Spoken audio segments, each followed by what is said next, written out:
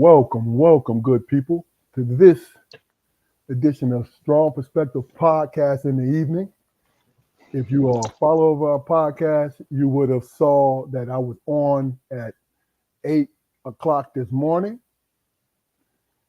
This is what happens when you're a older person.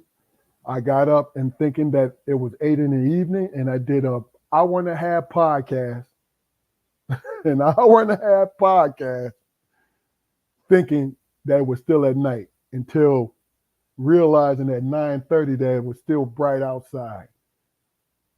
But I had to finish up. I had to, I, I had to finish the thing. That's the weirdest thing I've ever done. Just to let you know, doing the whole podcast thinking it's in the evening time because I woke up out of my slumber. You know how you wake up in a start, Ja'Cory, and oh man, and that's what I Oh did. shit! Yeah, Yeah, I'm I Keith got up, man. Armstrong. Go ahead, Ja'Cory.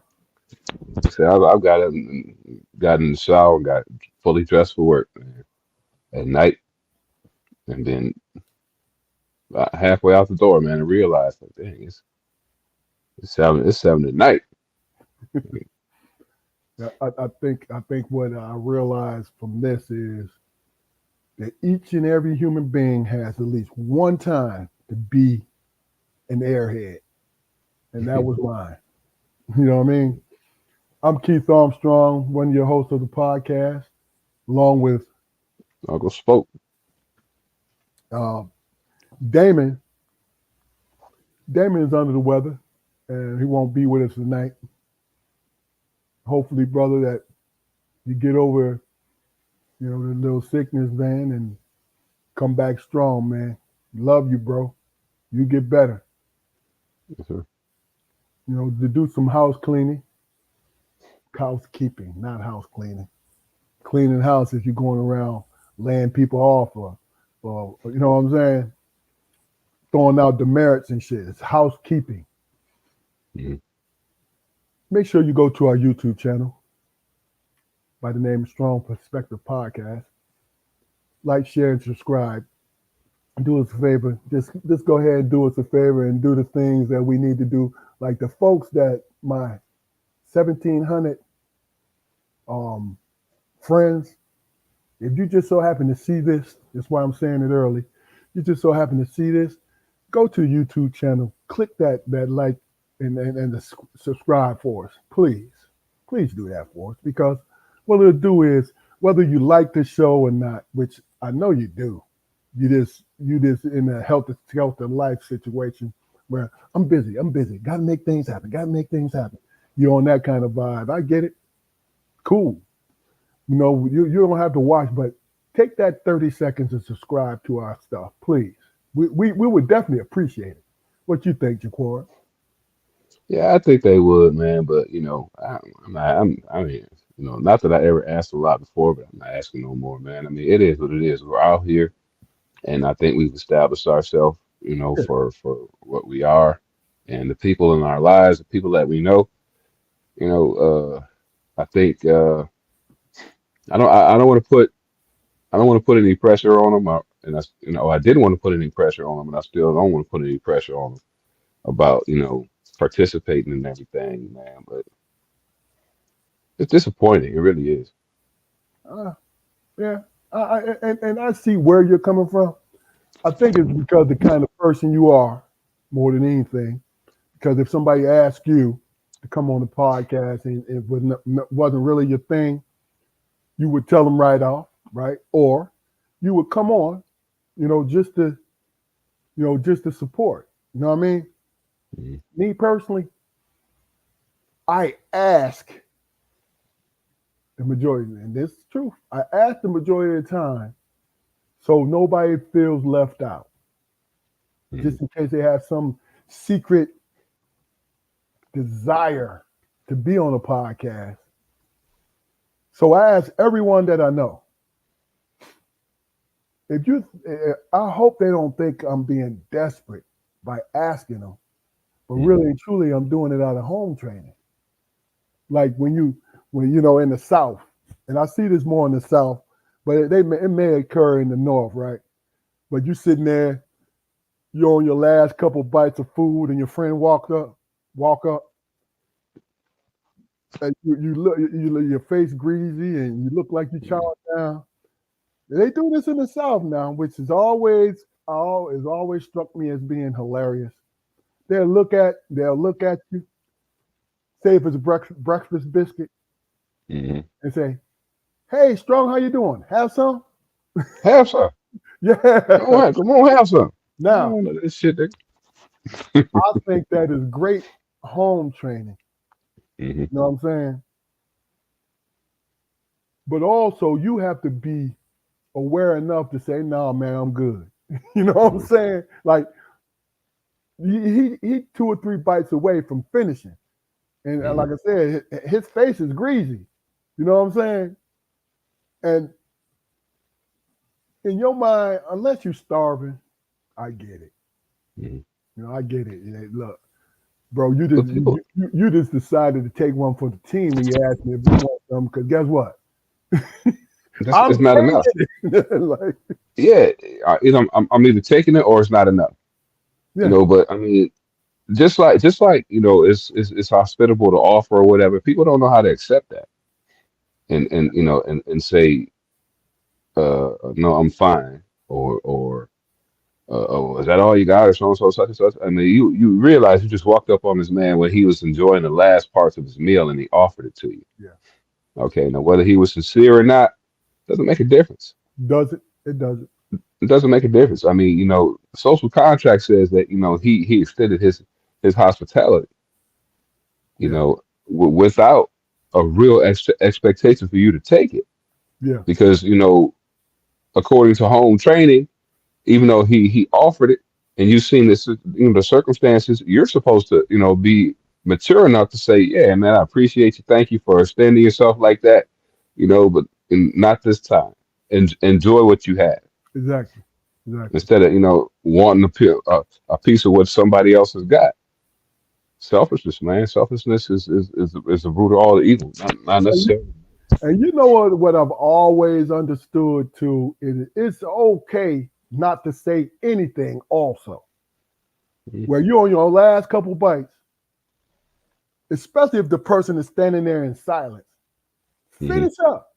Excuse me for a second, bro. Let me just get this done. You see what I'm Mhm. saying? Finish up and do, because it's okay. You know what I mean? Because you didn't expect to run into that person, because if you did, and especially if your mother and father was on point the way they were, if you knew you was meeting them, you would have had an extra biscuit in that bag, and like, bro, I got this for you. You see what I'm Mhm. saying? See, and that's the whole thing about it is, you said it, social contracts. I think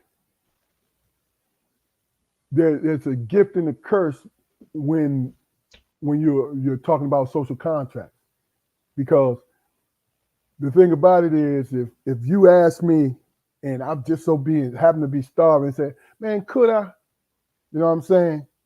And you don't really want to do it, you're gonna it's gonna be a negative experience when it comes to when you see me again. Because if you really didn't want to do it, but you're trying to be live up to what you were trained to be by your Mhm. parents, don't offer. Is what I'm saying. Don't Mhm. offer.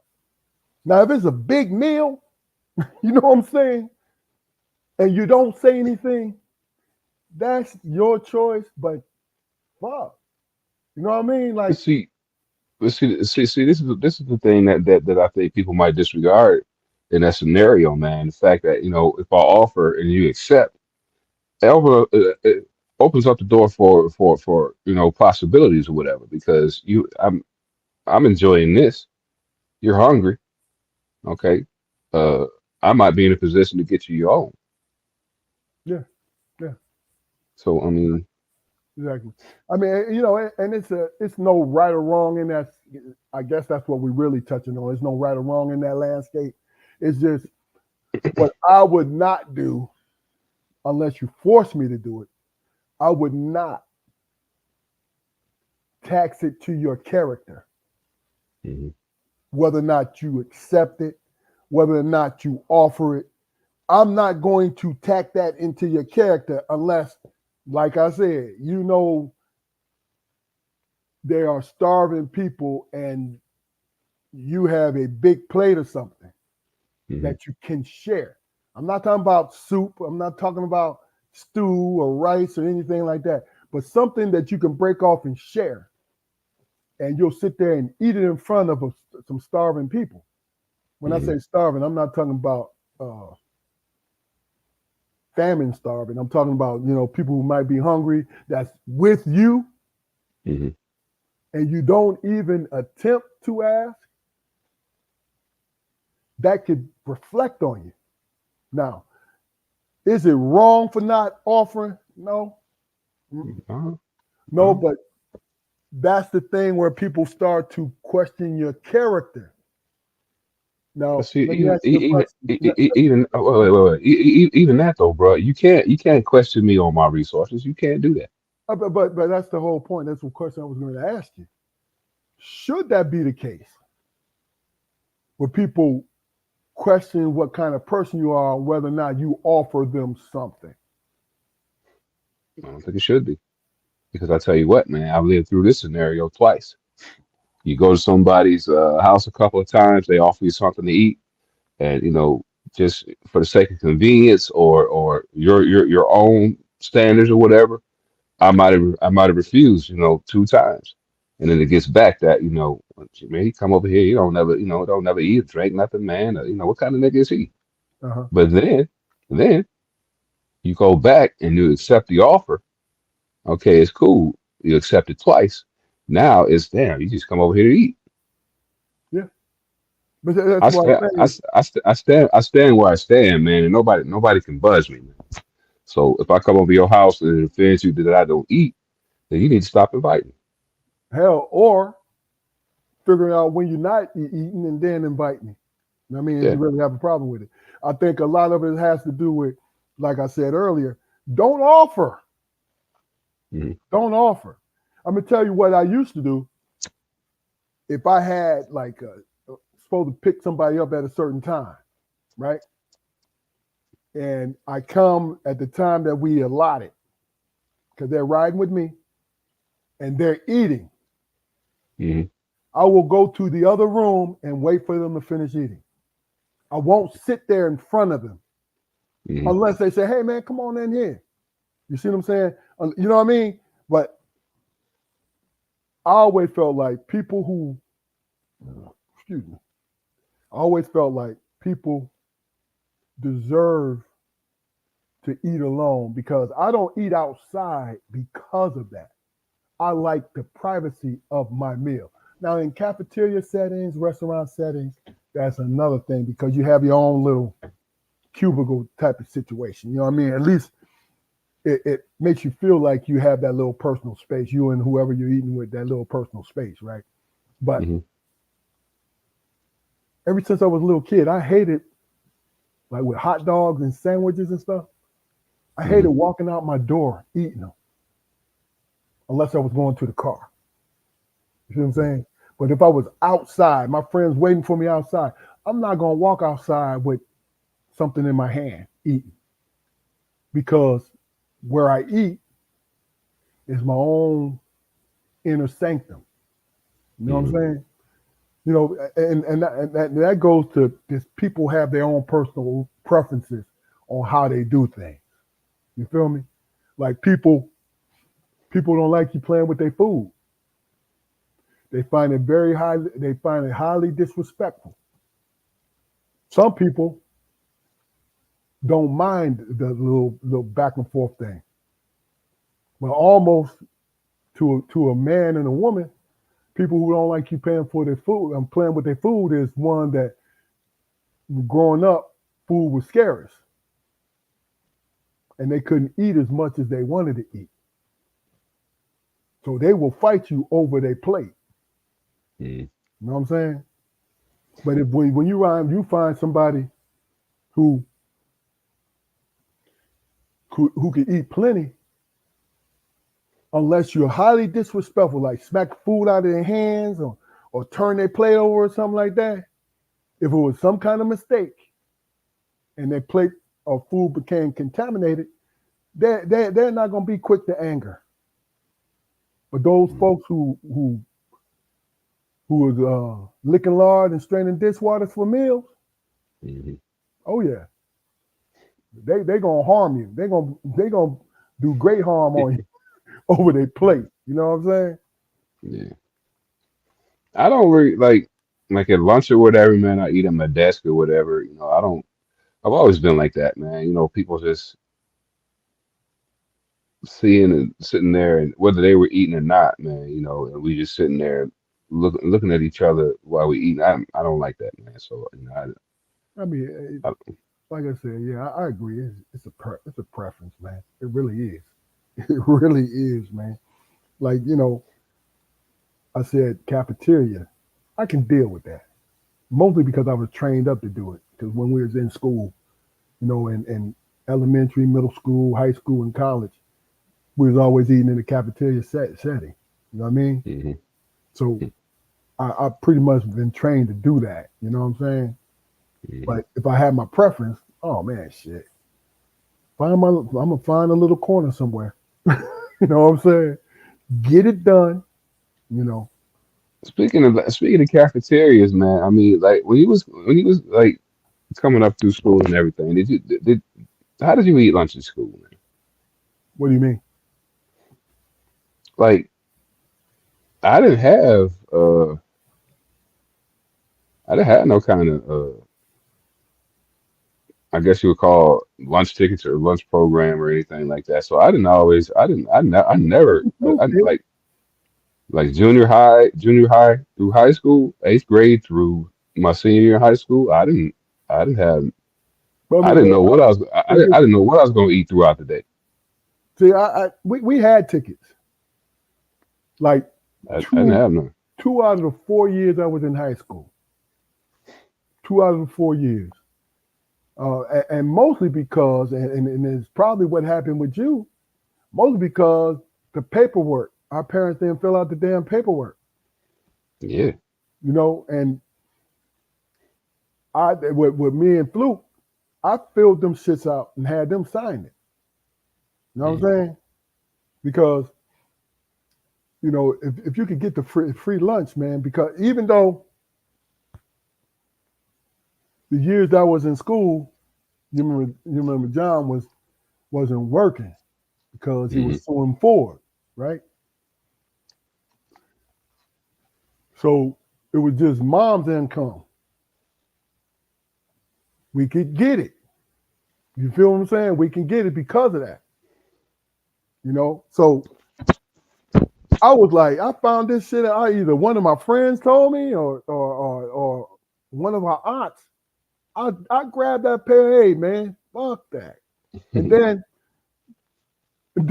when I got it, going through the line 2 or 3 times, even though it was always 2 week increments that you got the tickets, and they would punch it with a hole puncher, right, bro? I wouldn't know. When I first got mine,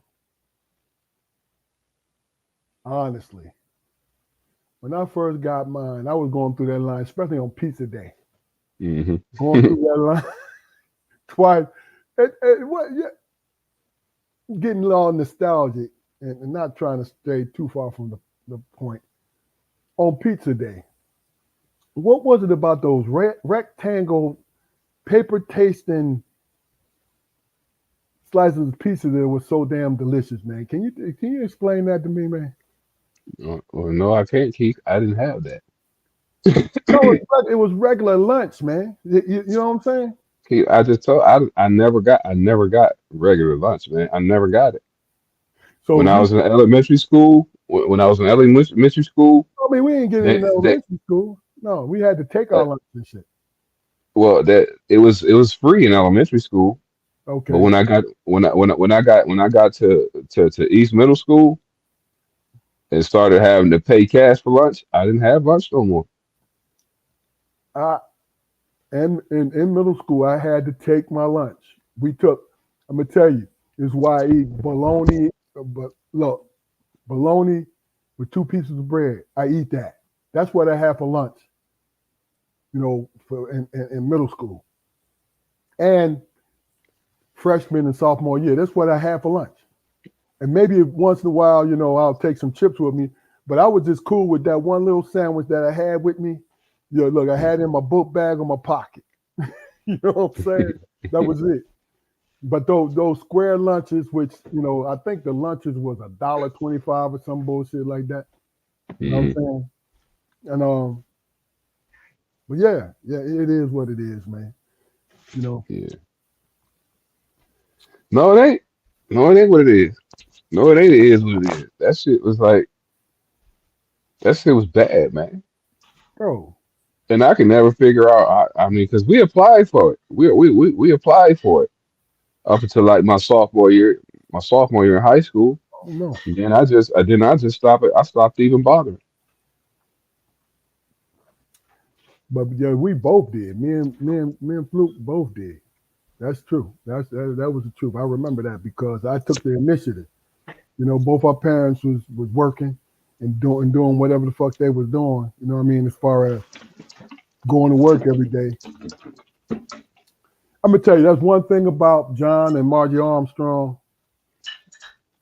Being their children taught us how to take care of our business. You know what I'm saying? That's real, man. That's real. All right, well, let me ask you this, man. We're gonna switch it up a little bit.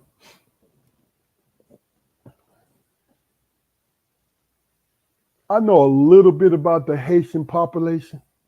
Mm-hmm. You know what I'm saying? But honestly, up until the debate, I never heard that cat was on one of the Haitian cuisines.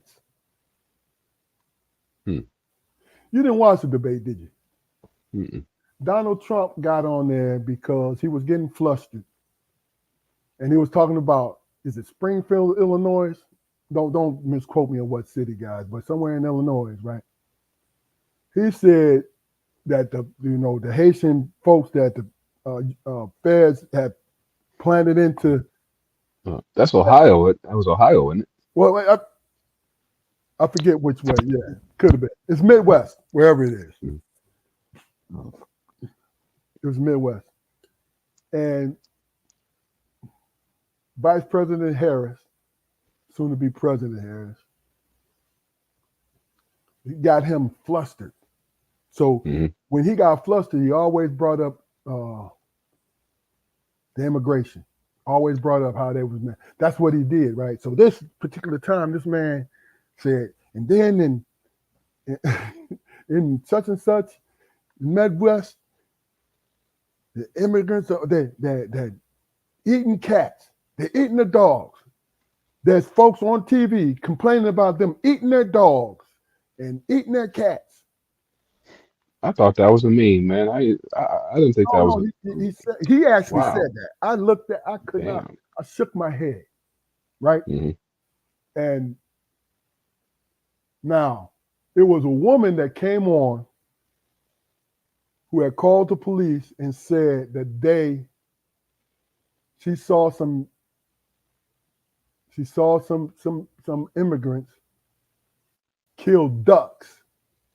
Kill the ducks at the pond, at the public pond, and walk away with them. You know what I'm saying? Yeah. Now, where the fuck did he get dogs and cats from? Stupid. I mean, but this is the thing for me. Like I said, I thought it was a meme when I first heard it because I didn't bother to pursue it or whatever because what the fuck. But so what if they do eat cats and dogs? I mean, culturally, outside of America, cats and dogs aren't valued No, as house pets as much as they are here. No, but what he was You doing know, was what he was doing was I know, putting I know, fear, I know what man. he was doing, man. I know what he was doing, You know man. what But I'm you saying? know, if people believe that, then they're fucking idiots. They That's why do. somebody tried. That's That's why why you somebody tried. sabotage in the first place. That's why somebody tried to kill that motherfucker again. But see, you know what? I'm gonna be honest with you.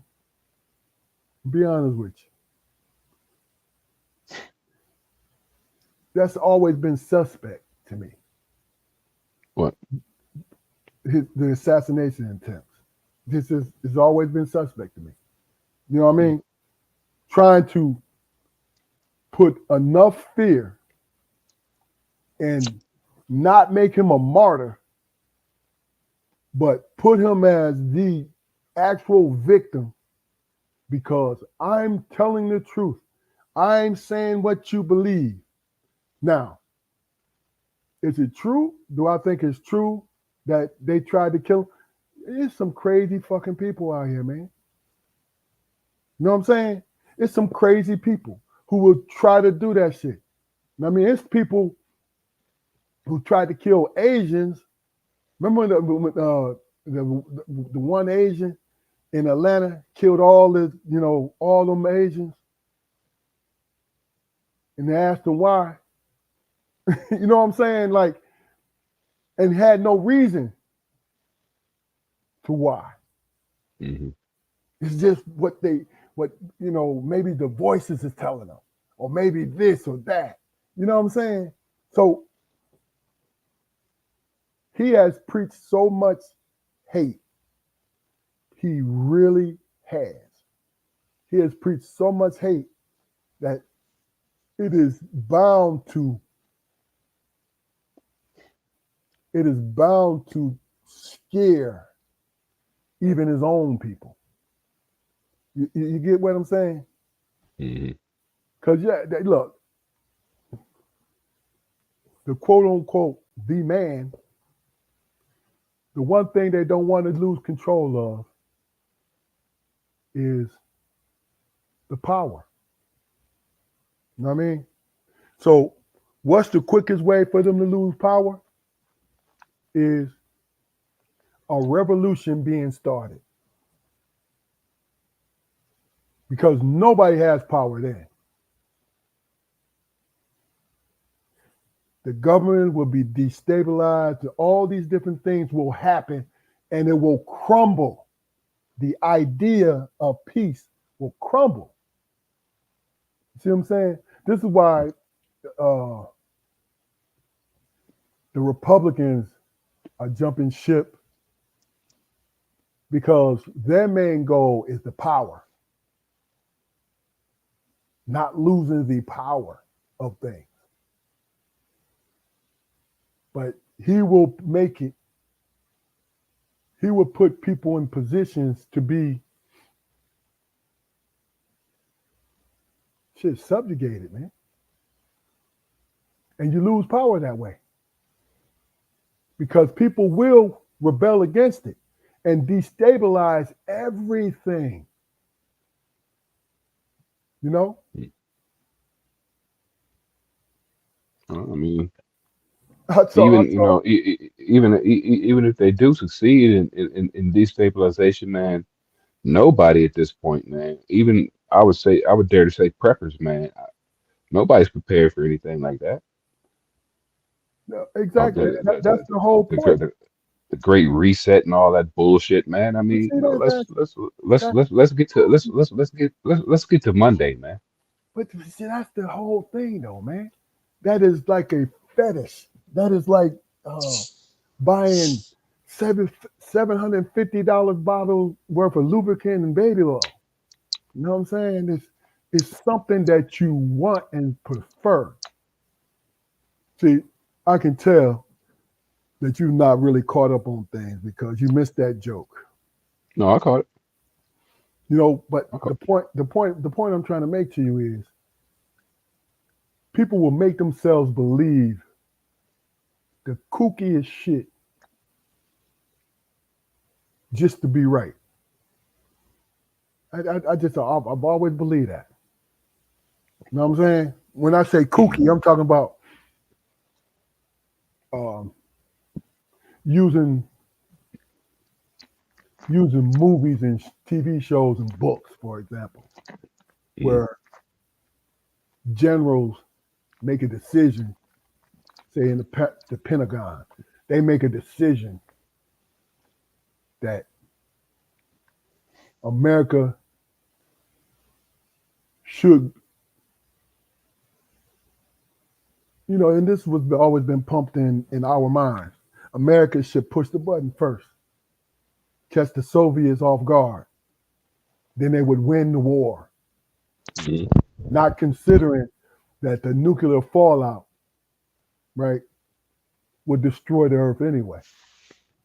You see what I'm saying? It's like you're being conditioned to think as long as you win, even though everybody's dead, as long as you win, then your ideology prevails. Yeah, I mean that's that whole Pyrrhic victory bullshit, man. But the concept and the reason for war is acquisition of land Of course. and Always. resources. That's the reason why the button ain't never been and will never be pushed. You know how much land mass Russia has that they're not even using that's livable, about as much as America. No, I mean, so America. The only continent that's bigger than that whole, and it's basically Eurasian. It's a Eurasian continent. That is one thing. The white people wanted to be different, and they split it down the damn Alps or some fucking where. This is Europe. We are a continent. No, you're not. You're attached to all of that, all the way back to China. It's Eurasia. Is what it is. You know what I mean? Yeah. But getting back to my point, though, let me finish. Let me finish. Asia is still smaller than the continent of Africa. Eurasia is still smaller than the continent of Africa. It's just the way that they make the maps and the globes. It's crazy. But go ahead and finish your point. I can't. Okay, so what I'll do is, even though let me finish my point. Yeah, I appreciate you. I appreciate you. But I was in the middle of a point. That's what I was. No, you wasn't. I started on a point, and then you Then you had no. I am thinking about it. I started out talking about the land masses and the reasons for war, and you cut me off, and I wasn't done. So you didn't stop when you said yeah, because I wasn't finished with my point. You did stop. That's why I said something. Okay. You know what? Nah. This is recording, and I expect an apology when I look this back over. You understand me? Okay. I don't. I mean, It's as far as I'm concerned, I've addressed it and I've moved on. So when you do watch it back, just be like, damn, yeah, he was right. And you don't have to say nothing to me. I ain't like that. If you're not like that, why you even say something in the first damn place? That's what I'm talking about, man. Because you asked me to finish my point. Look. Don't pretend you got a problem. I mean, you don't have a problem when that problem is sticking out there like a big old pimple. Yeah, I mean, you asked me from my perspective. I gave it to you. Yeah, okay.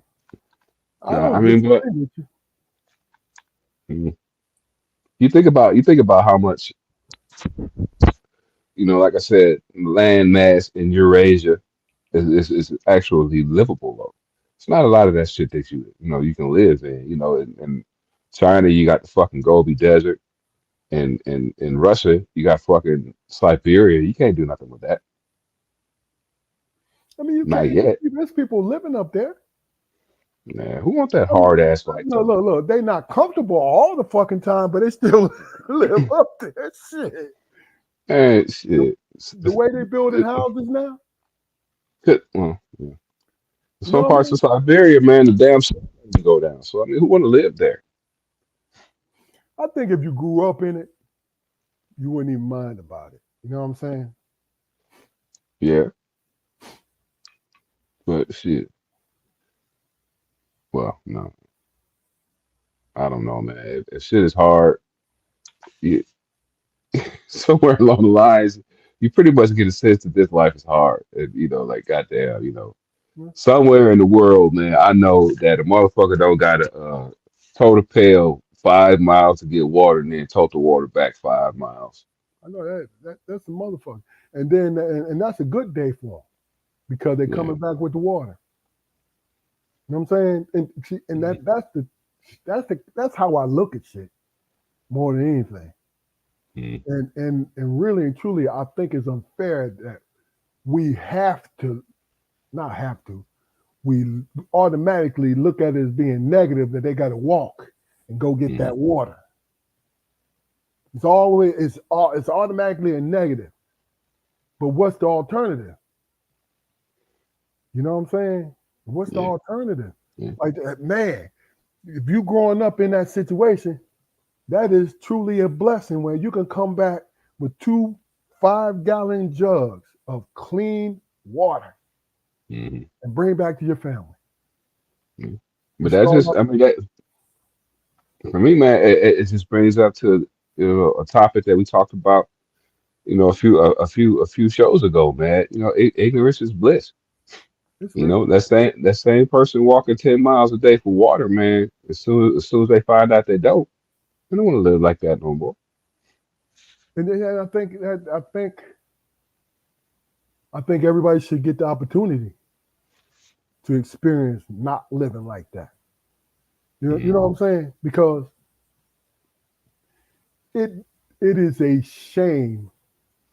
And I'm talking about people who want to live in the modern world. I'm not talking about folks who are able to cope and live off the land and farm and be, have cattle and all these different things and their life is not disrupted, you know, and they're happy with that, right? mm, But I'm talking about the folks who knows that they're walking down the street and they know there's people inside of a house that has running water with no bacteria mm, in which you can cook, or when it's hot, they have some fans or central air. I really believe that everyone should experience what that is. And some people might think I'm being unrealistic or overly optimistic. Every human being on this earth can and should have shelter and something to eat. It is clearly possible. But to for what some standard? reason, huh? To what standard though?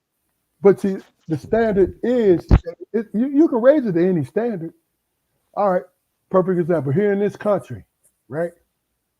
When people are on government, white and black people are on government assistance, right? They are living in homes with clean running water. You know what I'm saying? Mm, So if you raise it to that standard, where there's clean water and means to eat healthy food, that's not an unrealistic standard. But what I think that's been brought into it is the greed, power, the term wealth, being rich. I haven't looked up the definition of rich or wealthy, right? But I can almost guarantee that somewhere in that definition it has something to do with overabundance of something that could be shared with other people. mm, Mostly the overabundance. You feel what I'm saying? And that's why when they talk about homeless, overpopulation, to me, overpopulation is a myth, is a myth that's been and I have no proof about this, but I'll tell you why I think this, is a myth that's been sold to us, right? And the reason why I say that is you talked about it. Siberia, the Gobi Desert, right? Don't nobody want to live there. But with the proper plumbing and the proper climate conditions, well built homes, people can live there because they live in Arizona and they live in Vegas. You know what I'm saying? And both places is unbelievable. But how many times you've been on the road and you drive by, and I know this is people's farmlands and all this stuff, right? But you drive by gigantic farms, government farms, right? And private farms where so many acres of land. Mm-hmm. But they only concentrate us in city and just outside the cities. Mm-hmm. But all the open spaces. You know what I mean? I believe in my heart that it's enough where people can be, where you could really and truly bring the homeless population of people who still have their senses, right, Mm-hmm. to a trickle and still have enough to feed farmland to feed America. You look at Canada, how much open land Canada has. Hell, Mexico, South America, except for, the damn rainforest. You know what I mean? You got centipedes that'll bite you and turn you into a damn turtle. You know what I mean? But my point is, if you really look at it, when they talk about these things, where there's things are overpopulated. Yes, the cities are overpopulated because folks are moving there for convenience more than anything. Like New York. New York is what, the third biggest state in the union? Second or third, right? Because I think it's Alaska. Oh, top 5. Upstate New York is heavily populated as New York City is in its 5 boroughs, right? Mm-hmm. Upstate New York is all national park shit. It is the most scenic Chesapeake Bay, not Chesapeake. What is it? Hudson Bay. Hudson Bay is the most beautiful scenery I've ever seen, bro. You drive down to West Virginia. There's a lot of mountains, but it's still flat land. Ohio, Michigan, the glove and the rabbit. You know what I'm saying? Of course, the climates can vary, especially in upper peninsula and the rabbit. The winters are a mother. You know what I'm saying? But the point I'm trying to make is, in a long-winded way, when you talk about this earth being overpopulated, it's kind of propaganda. It's kind of propaganda. You know what I'm saying? Yeah. I mean, that's my opinion it about all boils down. I'm sure other people will have a fight about it, but go ahead, bro.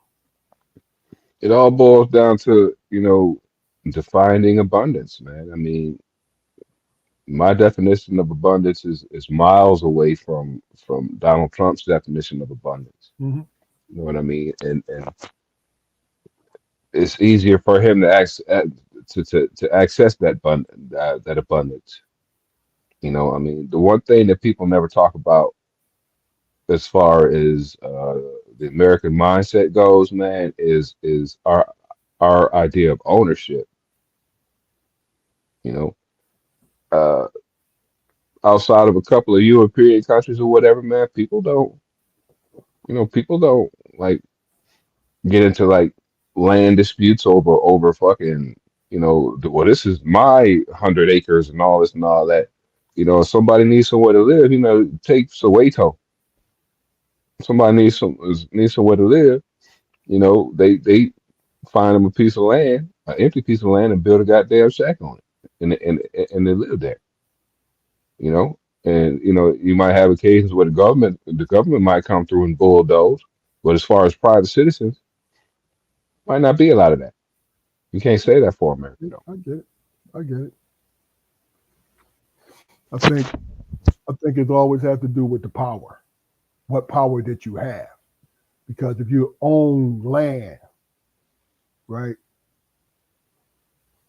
you know, that makes you more powerful. Because what land does is it's always capital that you can go to. You can always sell off a piece of it. You can always do whatever you want with it. You know what I'm saying? And that's the thing is like what's so funny about it is our idea of, like you said, ownership, right? How do you pay off your mortgage and you still, after your mortgage is paid off, and as long as you're living in this house, you still have to pay property taxes, Hmm. even though you purchased the third of an acre that you built your house on. Hmm. Why are you paying property taxes?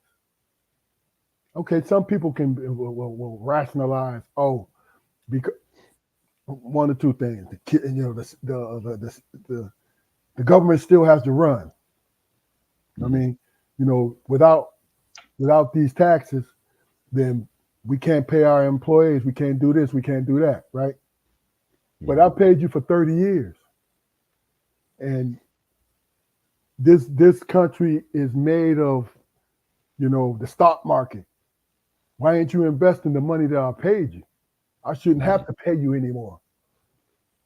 You see what I'm saying? I shouldn't have to pay you anymore because I put my blood, sweat, and tears into this home Hmm. that would be taken away from me if I will go into foreclosure if I don't pay the mortgage. That's because that's the contract that I signed. You see what I'm saying? Hmm. The IRS will put you in jail if you don't pay your taxes, Hmm. right? Even if you have an item, either your body or some kind of merchandise that you created yourself. You know what I'm saying? You created Hmm. yourself, and all this, you still have to pay taxes on them, and will go to jail if you don't. Now, I'll be honest with you from personal point of view, the IRS is very patient. If you BS them, they'll give you a chance. Let's set up a payment plan. Let's get this out of the way. As long as you paying us our money, we don't give a fuck. You know what I'm saying? But when Hmm. you ignore them and do all these different things, they have the power to put you in jail. Hmm. I But mean, it's is government, it, it's is it, government loan sharking, man. That's what I mean. Yeah, but is if it we, is it a government entity? yeah, yeah, but it's still loan sharking because all right, yeah. The first couple of times we come to you, we gonna give you some really friendly threats, but Yeah, third time we gonna break your legs, man. yeah, yeah. Like I said, it's this this country. This country is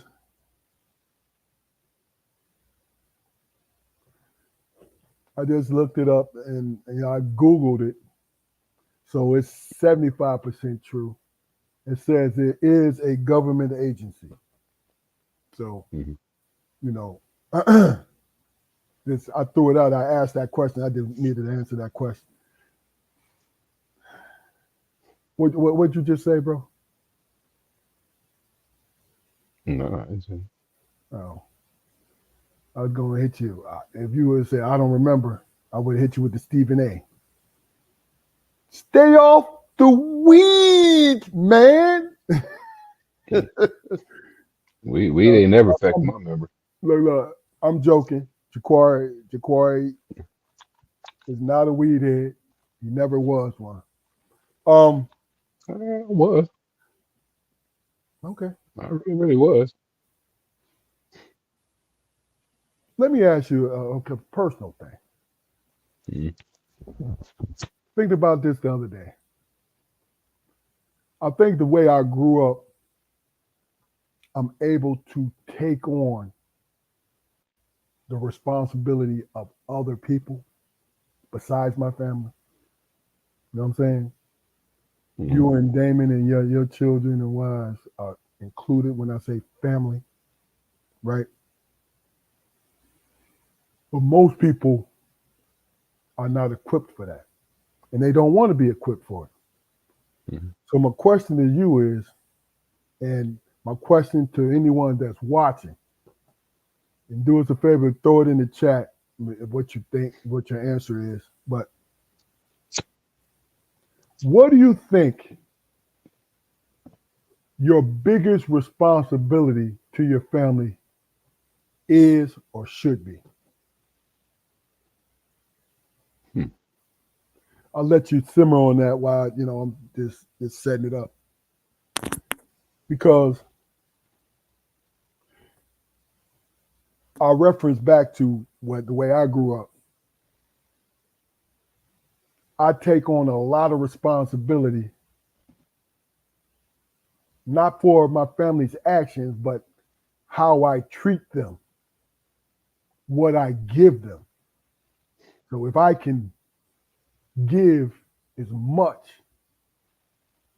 and just be a little uncomfortable, I'm going to do it.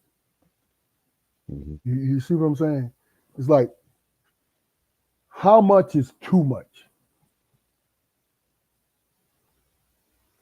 That's a good question. I mean, uh, nowadays, man, I don't really, yeah, I don't really sacrifice as much as I used to at all. I mean, and, that's not by choice. It's just, my daughter, my wife, they're in a position to where, they don't need the kind of support I can give them or gave them, in the past anymore. So I mean, Mm-hmm. now it's becoming more and more important to me for me, to pursue my happiness. You know what I mean?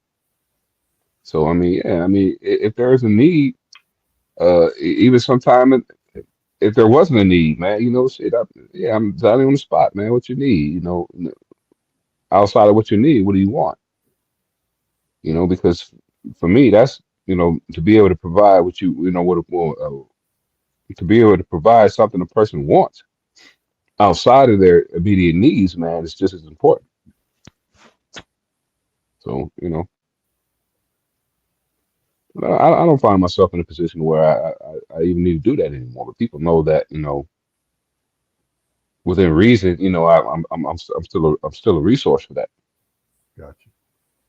If you raise them right, then your responsibility lessens. Mhm. I think that to answer the question truthfully, what my biggest responsibility to my family is, I will do everything I can not to say no in helping them. Everything that I can to that umpteenth level, not to say no. And that's what I go by. Mm-hmm. But I'm a realist, and I have said no. And I've said no for their own good. You see what I'm saying? Not to satisfy me, but for their own good. Because if I help you do this thing, I'm speaking more from my sons, right? And my wife. If I help you do these things, will it happen again? Are you addressing why it happened? You know what I'm saying? Even Mm-hmm. though if it comes up again, I'll try my best. But if I'm in that if I that moment and I say no, that'll be the reason why I said no. Mm-hmm. Like, you know what, you knew and you counted on me to do this. Now the first time, okay, I'll give you that. You know how you get that first free one? You know what I'm Mm-hmm. saying? But when it's a string of the same thing, no, Yeah. no. It starts to become a psychopathy and shit, man. At that point, man, I emphasize, man, that okay, yeah, this is the second time this situation has arisen. So from now on, I need at least for our efforts to fucking match, Yeah, you know. And what I mean by that is, when you're in a bind, you come and you seek help from me. But my expectations from your end is that you do everything you can not to get in this fucking bind again. yeah. And that's what I mean by our efforts matching. Like, come on, man. Somebody, people aren't supposed to, feel like they can depend on you, for relief all the time. Especially when they're grown. When they're children, that's one thing. You know Mhm. what I'm saying? When they're children, that's one thing. But I think a lot of it is based on my character and my personality on what I do. I just can't, and it's rooted in our childhood to be the people keep it a buck and Mhm. why I am the way I am today. You know what I'm saying? Um, that's the truth. With our parents, how I am today is rooted in that. Mhm. A problem solver. You know what I'm saying? Give you my last if it's really and truly gonna count to something. Mhm. You know what I'm saying? But see, you was also, I mean, we was raised in the same house, man. And you mentioned giving last or whatever, man. We was raised to, if we have a need, yeah, seek help to address that need, man. But if it's somebody's last, I wouldn't dare ask for, I I wouldn't ask wouldn't for it. dare ask somebody for Wouldn't their ask, last, man. would not ask for it. No, no. So I mean, when I Unless come it up, was a quick turnaround or something. But really, uh, no, yeah, no. Mm-mm. no, But that's the funny thing. What's so crazy about it is I would give you I would give you my personal last, not my familiar last. mm, Because my first obligation is to my family, mhm, right? But if my personal last, my jack off money, I got you. You feel what I'm saying? No, mhm, no problem. And I mean that. And I'll dip into my familiar last because if it's somebody that's important to me, oh, it ain't no fucking hesitation. It's what it is. You know what I mhm. mean? I think. Let me ask this next question, and this is more of a no real answer to this. How rooted in selfishness do you think our society is? Absolutely rooted in selfishness, man. I mean, and just as an example, man, personally, man, if somebody is talking to me about a situation or a problem they're having, man, and I'm very conscious of it, man, because I'll mention it, I'll say it if it starts to happen. But they're telling me what's going on with them, and I'll automatically, instead of just thinking about the parallels that we have or whatever, I'll verbalize that. That's not the time to do it. Somebody's coming to you with an issue, you know, seeking possible solutions or whatever, man. It's not the time for you to start telling your life story. And for me, that's when my selfishness, shines the most. Is talking about me. You know what I mean? You don't have this issue right now. And you know what's so crazy about it is I'm the opposite of that. Not saying you wrong, not saying I'm right or I'm wrong. I'm opposite of that. And I think it's because of the pecking order that we're in, right? Me, you, and Damon, we can sit around, we can talk, but we verbalize things. You know what I mean? And it's a mutual exchange and it's back and forth, right? But throughout my life, and I think, and I spoke about this in the morning podcast, my lot in life is to be a sounding board because I understand that I am to listen. That's that gift that was given me by the Almighty. Mm. Where, and I'm gonna tell you how I discovered it. It was given to me that people tell me things. Mm. Friends, acquaintances, strangers, they pour their emotions out to me without me asking. Mm. Maybe it's the way that I sit in silence. I'm not sure. No, but it's a gift from God. It's what it is. It's part of that discernment. It's part of all of these different things, right? When I was younger, I didn't think it was fair. It was a gift and a curse. Because what I would do is go to the people who use me as a sounding board and say, hey, listen, sis, listen, brother, I'm going through this. I want to get it out. And oh man, this is actual conversation. Oh man, I'm so sorry to hear. You okay? Hell, it reminds me of, oh man, that's crazy that you called me because I'm going through this. Mm. Where it gets switched. And I was so resentful when I was younger because I didn't say anything. I held stuff in because I didn't feel, I felt insulted that you would switch it up, even though I told you I had a problem. Mm. And I would always listen to you.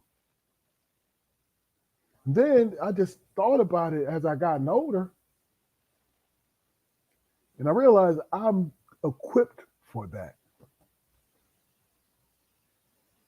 I'm equipped for it for whatever reason.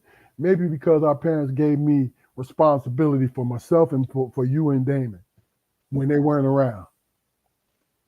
I took that seriously. So I'm equipped to hear. I'm going to sit here and I'm going to listen to you. And if you ask me my opinion, I'll tell you. But I won't overshare. But it took me years to do that. You know what I'm saying? Not to pass judgment. You know what I mean? That's what I mean by oversharing. It took me years to do that. But that's why I say it was a gift and a curse at the same time, because it's like, well, damn, what about me? You always say that. You always say that about yourself. Well, what about me? Always, always, yeah. And So I don't see it. I don't see it as passing judgment, man. Because if somebody's coming to you looking for a solution, man, then that's what they want to hear. They want to hear your judgments on the situation. I Now, think when you pass judgment unsolicited, that's when it becomes a burden. you know what I find? They just want to hear themselves talk about it.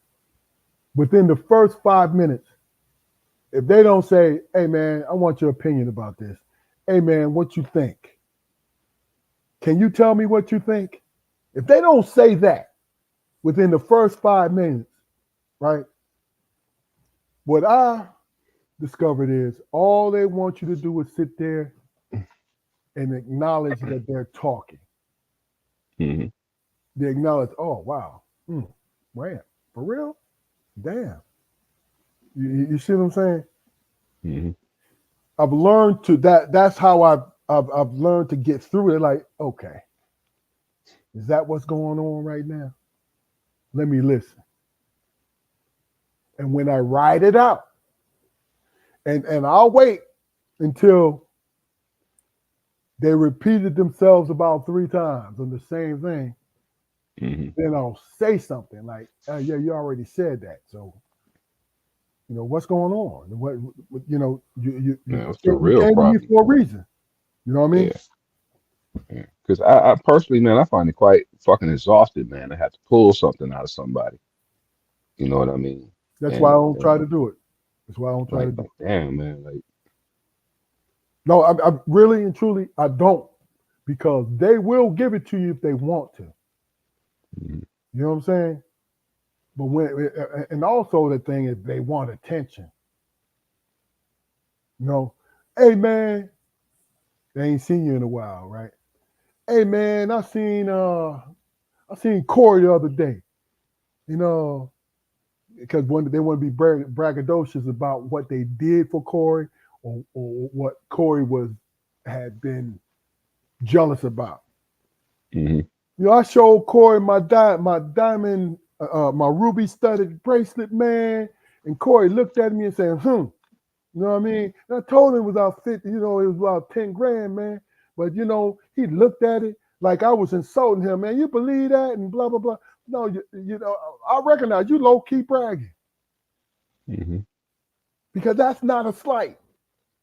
You throwing whatever. I chose jewelry, but you're throwing this in this man's face like he's supposed to be excited about it, just as excited about it as you are. Mhm. You know what I'm saying? And it's like, okay,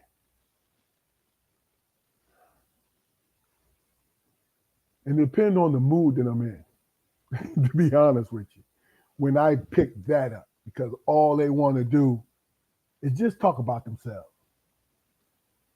You know what I'm saying? And I find that a lot of women do that. A lot of women do that. They just want to talk about how great they are, Mhm. but they really don't have a problem. They just want to talk about how great they are. When men are braggadocious about their job and whatever accomplishment or what they're driving or the women that they have and all this, they just want to hear themselves talk about how great they are. You know, it is what it is. And, and I'll sit there and, "Oh, really? Wow, okay. Wow, okay." You know what I mean? Until the conversation stops. Mhm. And what I'll do is sometimes I'll just stop and I won't add a log onto the fire. I won't do it, or refuse to do it, because you have done enough in Mhm. bragging about yourself. You've done enough.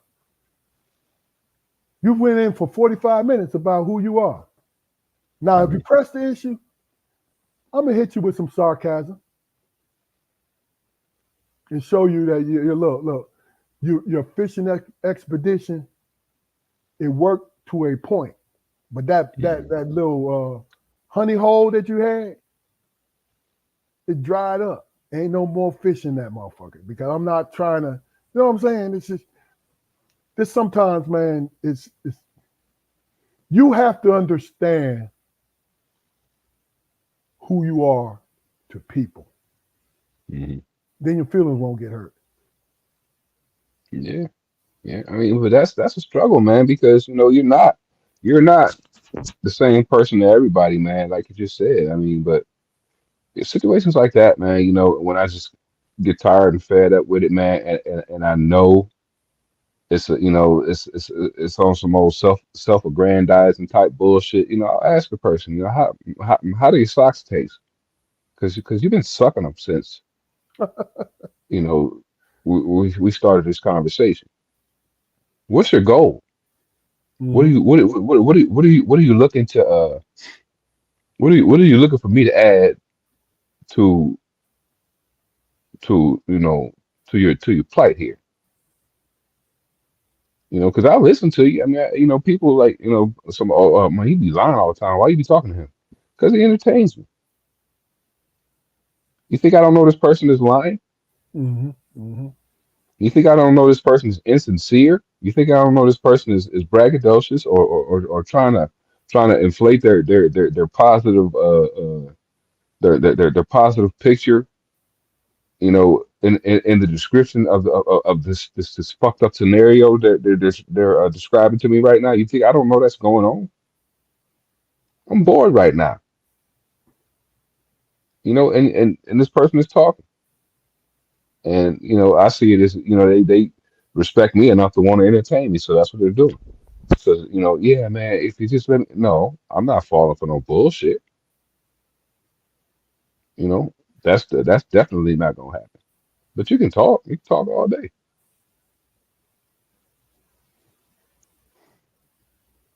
Let me ask you this question. Just let's get into the entertainment to close this thing up. The entertainment part of the thing. I'm gonna ask you a couple things. Did we speak on the Tyreek Hill situation? I No, don't who think was you that? were on that episode. Me and Damon spoke on it, and I wanted to get your opinion about it. You familiar with what happened with him before the game and all that, with him being arrested? Oh, yeah, yeah, yeah, yeah. Okay. I gave Damon my response, and I was being honest about it. But also, I kind of felt like I was trying to justify uh, the behavior of the policeman, which I Hmm. definitely didn't agree with. Because what I said was, and you tell me what your opinion about this. Tyreek Hill, whatever amount he was speeding, right? Hmm. Now, I finally watched the video, like right before the whole snatching him out the car thing. And right there, I'm not sure what the officer said prior to that, but the officer was knocking on his window, Hmm. knocking. But he rolled down the window and said, "Why are you beating on my window like that?" Now, he Hmm. could have done it before it came on. So I'm just going to just say this. Had he not, and that was just the regular way he was knocking on the window, Yeah. like, first of all, unless it's an ordinance or highway patrol procedure, because it is Miami and they can tint their windows all the way around, right?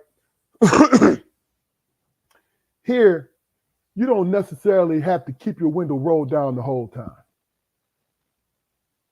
You know what I mean? And he put too big an emphasis on, and I think it turned into a pissing contest in which they were both wrong, Hmm. right? Roll your window down. Now, he already had his license and registration, but Hmm. he was like, roll your window down. And he didn't really need to do that. So he knocked on the window, like, roll your window down. You know what I mean? He said it a couple times, right? And Tyreek became a little perturbed, like, why are you beating on my window? And I'm former law enforcement. He didn't beat on your window, man. He knocked on your window and told you Hmm. to roll it down. Now that's a small thing, unless you pissed off. That's a small thing to be worried about if you highway patrol when you got his license and registration. Mm-hmm. You feel what I'm saying? You go run it. Take it back, run it, make a decision whether or not you're gonna write him a ticket. It was that easy, right? Mm-hmm. But when he got to the point where he became defiant, the back and forth, and just like I said, I'm not sure of all the laws there on the road. And I'm not sure how fast he was going. Now, him asking him to come out the car, right? He got fed up. So depending on how fast he was going, the moving violation was, him coming out the car, you could look at it several ways. You feel what I'm saying? But if it's like 10 over, you feel what I'm saying? You have no need to bring him out the car because you got his license and registration. Write him the ticket and move on. But if he's going, you know what I'm saying? If he's right, 90 and a 55 or some shit like that. Yeah. Because But you in the state of Virginia, you go to jail for reckless. it's reckless as far as that they have to give chase. They have to give chase. No, I'm telling you, I know exactly what you're talking about. Listen to what I'm saying to you. Not in the state of Virginia, Keith. In the state of Virginia, listen. I'm trying to tell you, bro. It depends I live on here, Keith. Huh? I live here. I know that. And I understand the laws of the road is a commonwealth. I understand what you're saying to you. Damn, I mean, you know what? You're so fucking. Why y'all raw nerd this shit? I'm Relax, not on earth. I'm just trying to finish my point. And my point is, and this is the question I'm asking you. Do you think, as a regular driver, do you think Tyreek, did you see the video? Mm-mm. Okay, see, But it's not a fair question, then. Well, no, go ahead and ask because I mean, well, right, I didn't see how fast. I probably seen what you seen. So yeah, go. Do you think that he could have prevented that by keeping his window down? Absolutely. Okay. Now, that's the exchange between those two officers, right? Mm-hmm. The next motherfucker who came up and took over the car and snatched him out of the car and put him on the ground and shit, that was some bullshit. Mm-hmm. You understand what I'm saying to you? That was some horse shit. His ass was in a bunch the whole day.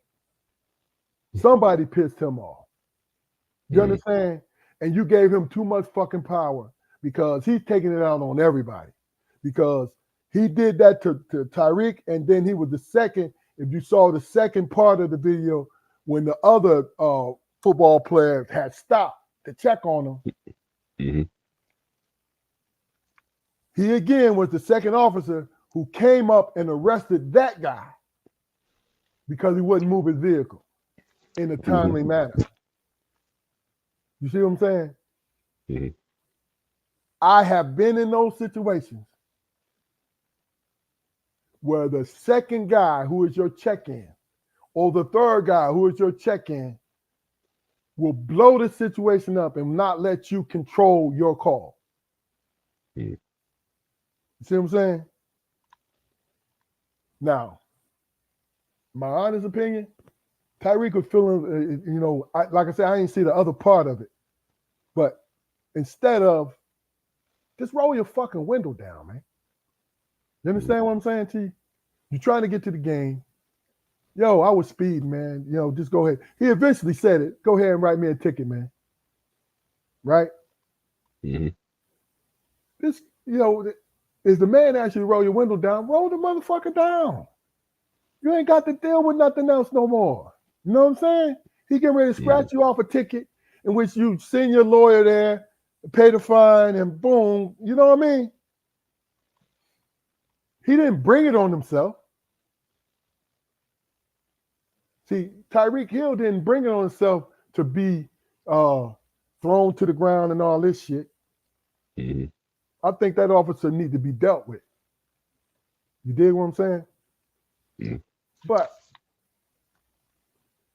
sort of dickhead behavior to keep rolling your window back up. I mean, because you see, you go on the internet and see examples of that shit all the time, man. I mean, and the ones we see are situations that work out, in a Yeah. person's favor. But some of the motherfuckers go to jail, man. You know You what's know, so like crazy about it? Yeah. Go ahead. if you take, for instance, the people who are air quotes innocently filming outside of police stations and filming each cruiser that comes in or whatever, and sometimes those people go to jail. They do. If it's an ordinance in place, yes, sir. Without Hell, hesitation. shit, even if it ain't an ordinance in place, I mean, No, I shit, mean, if no, they would have to go a long way because it's with here is restrict, obstruct, and delay of the duty of a law enforcement officer. But mm, filming somebody going in and out, that's not delaying or obstruction of anybody's duty, right? But if there's a mm, city ordinance or a county ordinance stating, hey, you can't be within a certain amount of feet of the police with your camera out recording.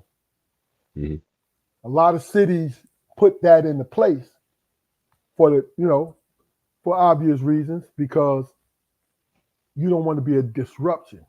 But if you're across the street, of course you're able to whip your phone out. I mean, come on, man.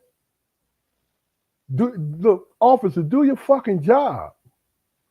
You dig what I'm saying? Because this will save your job. If you do the right shit and these motherfuckers is recording, it'll save your damn job. mm. And plus, you got the body cams on too. You know what I mean? People used to always worry about losing their job the way they deal with people, right? I never was worried about that because I followed it. I took the emotions out. You can defend yourself without any emotions to it. Hell, you can. I've never done this. You can knock the shit out of somebody without emotions attached to it. When you're doing your job, if that person's trying to fight you, I'm talking about physically fight you, throwing punches, grabbing for your gun, doing these different things, you professionally keep him the hell off of you and get him under control. You don't do it. You're trying to kill me. I'm gonna kill you. I joke about that, but bro, first and foremost, you put the uniform every day. You acknowledge it. This is how I've always felt. I acknowledge that I'm going to run into the worst people, but I'm also run into the kindest people. Mm-hmm. So it's my goal to recognize who it is. Mm-hmm. Now, ultimately, you can't recognize whether or not somebody's going to snap. You feel what I'm saying? Or on the other side, he looked like a badass, but he compliant, right? But you start here being ultra aware, not being relaxed, and following your professional conduct. Mm-hmm. And it's gonna get you in a place where you can save your life. And also you can save somebody else's life because you're not overreacting off of being terrified because you're always afraid. Always afraid. If you're not afraid, you're not normal. Mm-hmm. That's all. Yeah. And plus, man, I mean, you could be like shit. Well, I imagine. You know, in regards to law enforcement, man, you could be Mr. Cool Hand Luke 5 years into the job after somebody then tried to sneak you, the first two, three times. I mean, but the first time that shit happens or whatever, man, there's no amount of training No, that's going to get you through that situation. You got to burn in that fire. you got to You know, get it might take, yeah. yeah, it might take you a couple of times, you know, Hmm. but if you stick to it, eventually you will be able to steal yourself when you need to. Yeah, yeah. Okay, let's move on to the next. Like I said, we both gave our opinion about the Tyreek Hill stop. I was a little Mm, heavy-handed, but just because Jaquari wasn't with me when I spoke about it with Damon, I just wanted to cover it. So, on a lighter note, but not really, Sean Combs situation. mm, Him being denied bail, him being, this celebrity. There's always been rumors about him being a closeted homosexual, um, domestic violence rumors now, mm, domestic violence, all these different things, right? One thing that I've discovered, and then I'll ask you the question, Kawhi, is whenever something is important going on when it comes to the United States, mm, a celebrity is always indicted for something. mm, Like we have the elections coming up in November. You know what I'm saying? We have all these different things going on, right? But the news is saturated with what? Sean Combs. mm, Saturated with it. Now, this man may be guilty as sin, but there's still war going on in Ukraine, mm, right? That we threw about $3 billion into already. The we got the exploding pagers and radios in in mm, Palestine.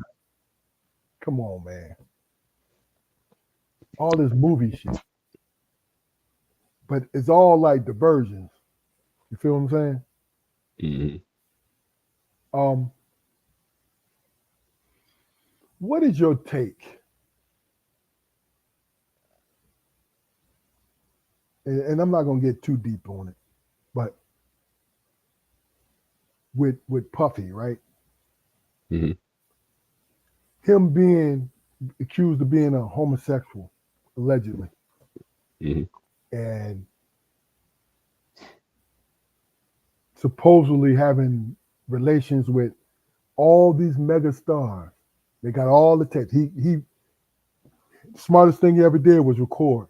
He recorded everything, mhm, right?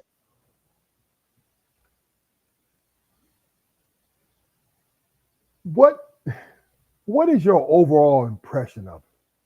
I think he is a bad person, mhm, horrible human being. I was not a big fan of his. I just thought he was an entertainer. See, I always look at entertainers certain ways. It is what it is. That's that's the pocket I put them in. I don't put them nowhere else. They mhm, not my heroes. They can sing, they can rap, they can act. mhm. You know what I'm saying? That's my entertainment. But other than that, oh, ooh, he's the you know he's saving the world and all of that Yeah, because of yeah. his entertainment Right. ability. I've never believed in that. Yeah. He broke he broke the public trust. Even if you didn't see him, as a hero or anything like that. I mean, he's an entertainer, a public face, and human nature would call for everybody in that position, man, to be a trustworthy person, somebody you can leave your kids with, And and what. Hmm? they seldom are. Yeah, I mean, that's anybody. just because somebody sings or dances good doesn't mean that they are more morally equal to you. Okay. Well, let me ask you a question. Some of the stuff that they said he did Hmm. to other men, Hmm. to women, they put him under the RICO. Now this is 35 years worth of shit. Hmm. So they got VHS tapes. They got they got the damn laser disc, Micro microfiche, all that shit. all that shit, all the recordings, right? Hmm.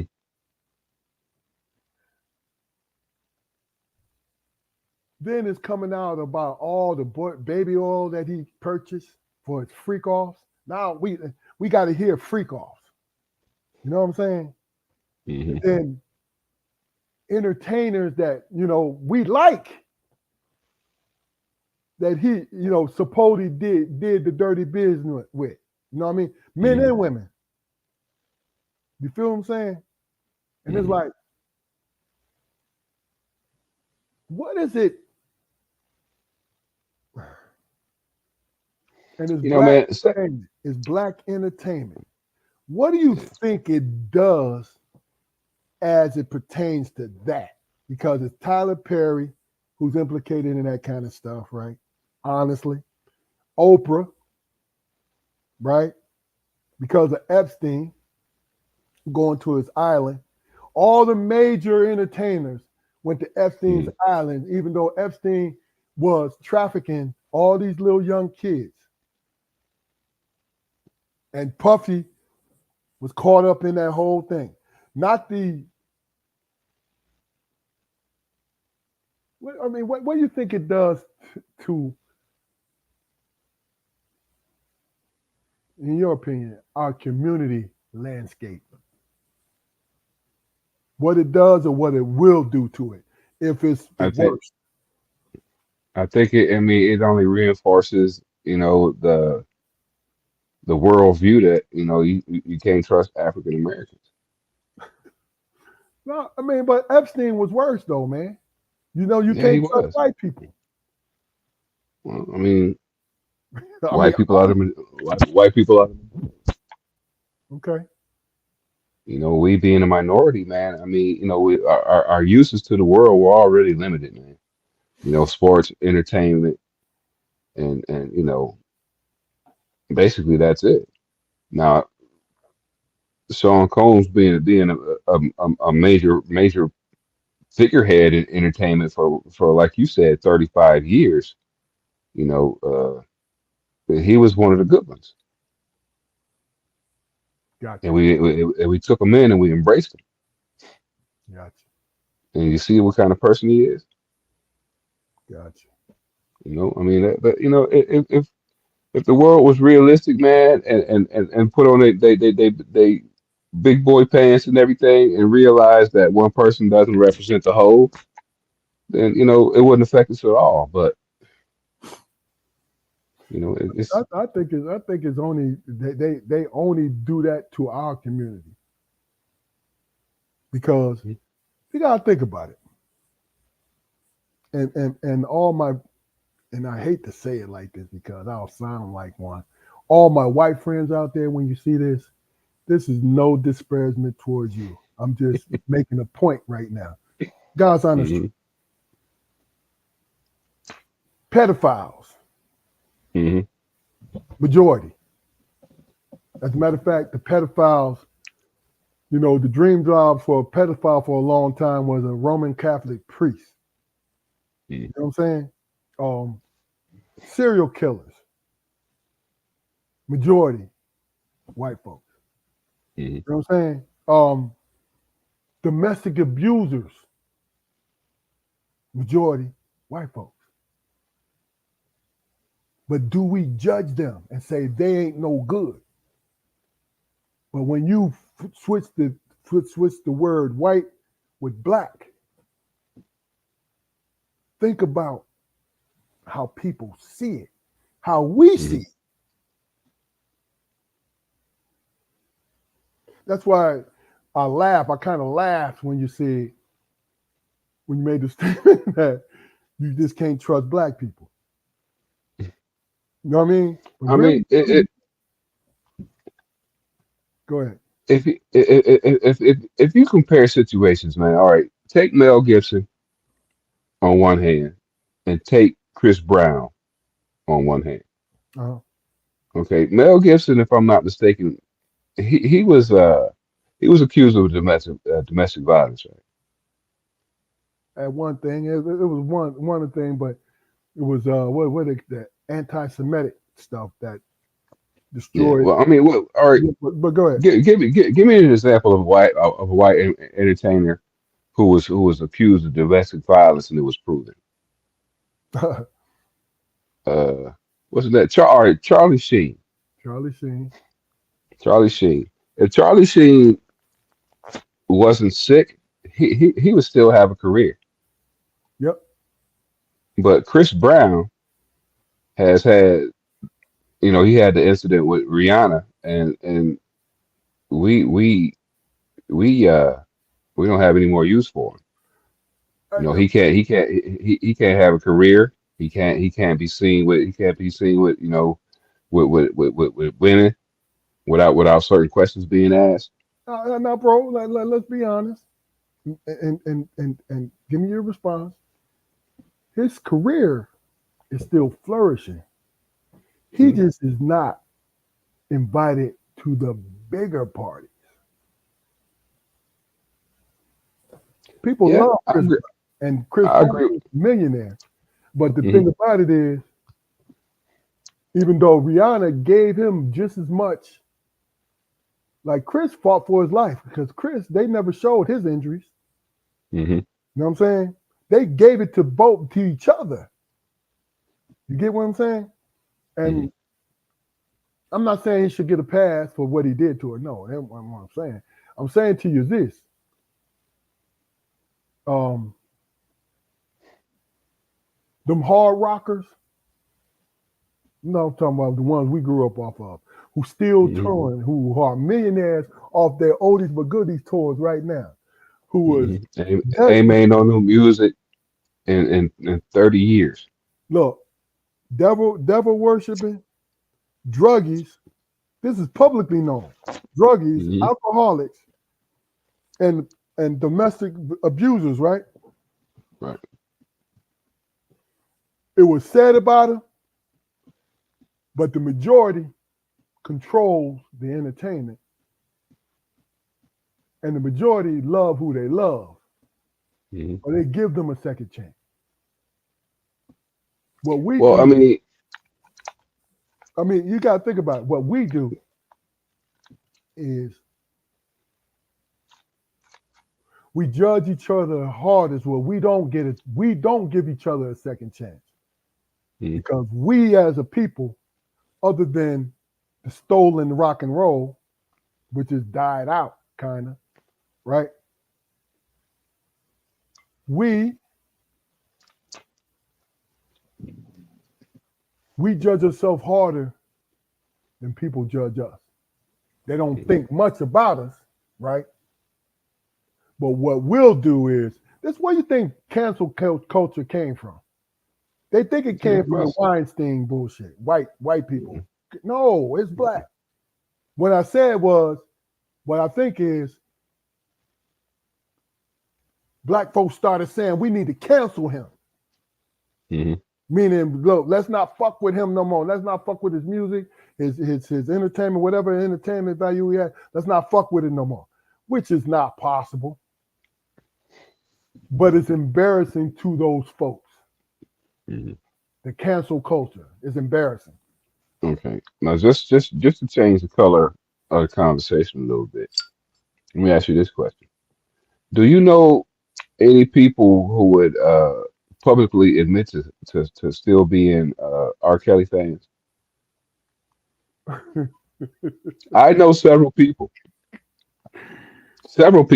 That's who real. still That's real. admit to being R. Kelly fans Yeah. but wouldn't piss on Chris Brown if he was on fire. Mm-hmm. Now, Real. wrong is wrong, crime is crime, man. I'm not being, an apologist for either person, man. But how long ago did the thing with, the situation with Chris Brown and Rihanna happen? And he's still, he's basically, an an an underground artist. But you can't say that for R. Kelly. It's real because you know what, his music catalog is gigantic It's fucking huge, man. and It's and huge, great and it's songs. good, Yeah. good music, yeah. And But see, he wants to be. His thing is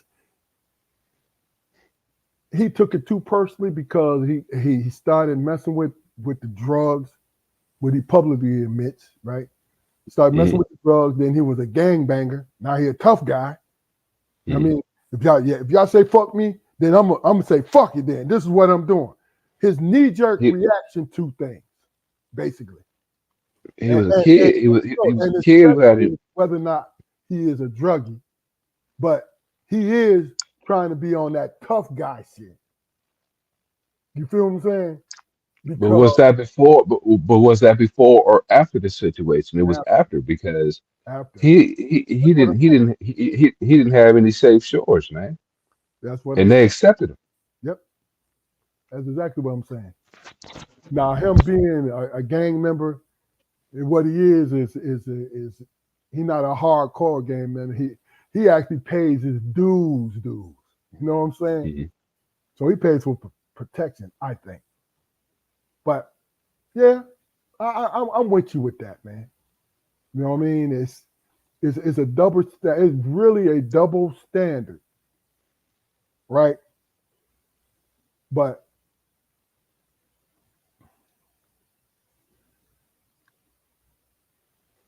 what you said earlier about people still on that, I love R. Kelly, blah blah blah blah blah blah. They still do it to this day. But you know what's so Mhm. crazy about it is, I listen to lyrics, man. You understand what I'm saying to you? Yeah.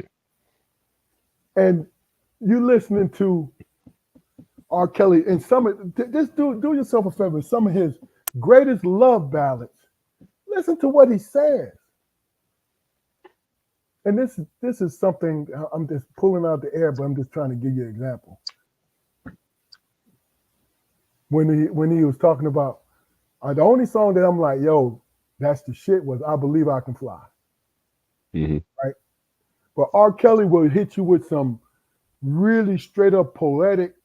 The first couple lines of the of a little stance, poetic as shit. Then you say, I love you like my Jeep. This, you know what I'm saying? It's like immature, juvenile mixed with, you know what I mean? That's what people kind of block out the juvenile shit in his song because he Mhm. says some beautiful shit. You know what I'm saying? It's like, why are you kind of worshiping this guy? And this has nothing to do with him, being a damn cult leader. Has nothing to do with that. I'm just talking about how people so caught up on his songs. It's hard for me to. It was hard for me to take him seriously. Mhm. You know what I'm saying? Because if you dispute me, listen to his lyrics in every song. Because great songs, great ballads, the lyrics flow all the way through. Mhm.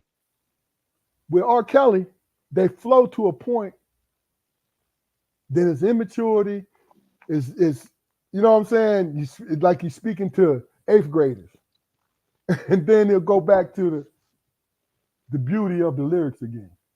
Mhm. I just That's just I can't vibe with that. yeah, that's just pandering to his audience. I mean, that's just I get it. I get it. But the majority of his fans are women. But look, this has been a great conversation. And Jaquari and myself was freestyling today, just talking and just speaking our mind. I hope you guys enjoyed the people who tuned in on YouTube, Facebook, and IG. I hope you enjoyed it. And we're here every Friday at 7:30. You know, and Damon, get well. You know Yes, what I'm sir. saying? Get well. It's that COVID. Get well, man. Clear out your system. And you know, and hopefully we'll see you next week and be calling to check on you, brother. Love you, man. Any last words, Jaquari? Just yeah, I think it's a good show, man. And I hope that everybody enjoys their weekend. You know, may it be restful enough for you to continue your journey Monday, man. And I concur. Have a beautiful weekend. Be blessed. When you wake up in the morning, guys, do yourself a favor because it has done wonders for me. When you pray to God, invite him into your day.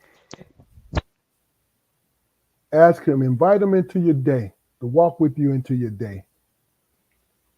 Believe me, it does wonders. It really and truly does. It gives you confidence, and also you receive answers on how you should be moving throughout your day. Please go to our YouTube channel, like, share, and subscribe. And do yourself a favor. Fuck with us before we blow up. It's not that we're gonna hold it against you. What it is you ain't gonna be able to enjoy it as much as you can because you kept holding out until you was able, when you saw that wagon coming with the band on Mhm. top of it, and you jumped on that motherfucker. Yeah. It was basically fuck with us while you can touch us. Fuck with us. Hey, look, go like, share, and subscribe. And you guys enjoy the rest of your weekend. This is a Strong Perspective podcast.